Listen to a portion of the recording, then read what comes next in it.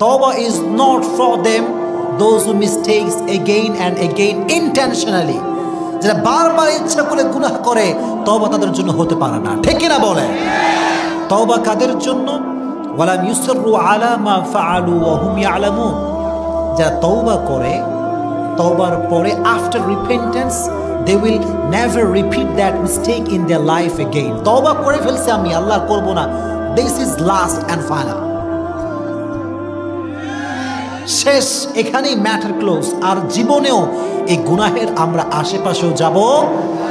তো যদি কোনো ব্যক্তি জিনা করে ফেলে, সে হারাম করে ফেলেছে, অন্যায় হয়ে গিয়েছে, লা তাকনাতু মির রাহমাতিল্লাহ, রবের রহমত থেকে নিরাশ হয়ে যেও না। দুটো হাত তুলো, আল্লাহর কাছে একটাবার মনোযোগ দিয়ে তওবা করো।